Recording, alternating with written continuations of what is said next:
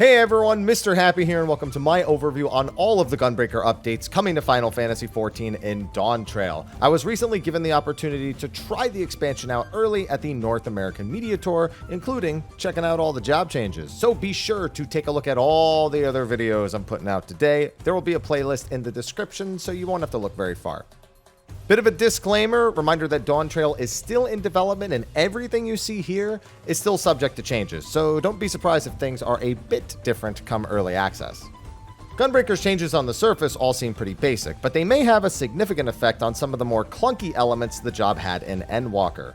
First off, for changes to existing skills level 90 and below, there's a couple of important ones. First off, Rough Divide is gone, replaced with Trajectory. This is a no damage gap closer now, so no more weaving it during burst windows, just gap closing when need be. Should make actually pressing your defensives during 2-minute windows a little more manageable. Second, Sonic Break is now a follow-up skill to No Mercy. Upon using No Mercy, you'll receive the Ready to Break buff for 30 seconds, transforming the skill into Sonic Break until it's used. Still basically aiming to use it the same way as before, but at least I had to let you know. After level 90, Gunbreaker gets a bunch of changes that are kind of similar across all the tanks. One of the most significant ones is the level 92 trait, Nebula Mastery. This transforms Nebula into Great Nebula, increasing the damage reduction to 40% and raising the player's HP by 20% while healing for the same amount for 15 seconds. That's a nice little bonus to an already beefy defensive cooldown. The remaining upgrades are pretty much the same across all the tanks. Enhanced Rampart adds a 15% healing received buff to the skill. Melee Mastery raises the potency of almost all the Gunbreaker's attacks, minus Sonic Break, their AoEs, and their brand new skills, and Enhanced Reprisal increases the duration of the debuff to 15 seconds.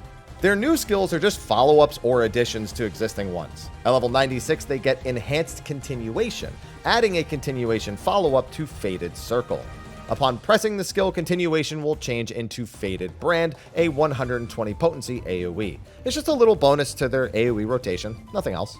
At level 100, they get Enhanced Bloodfest. Bloodfest now grants the Ready to Rain buff for 30 seconds, transforming the button into Rain of Beasts. This is a 3-part AoE combo that packs a serious punch.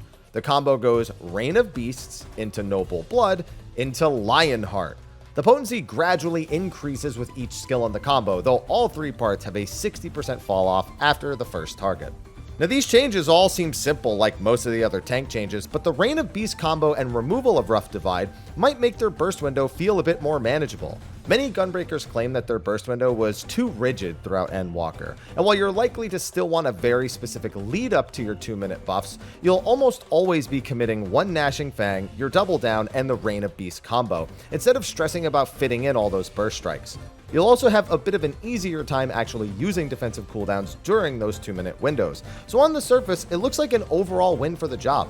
I'm not a Gunbreaker main though, so I'll be leaving it up to them to figure out if there's any weirdness that comes with some of these changes. Only time will tell.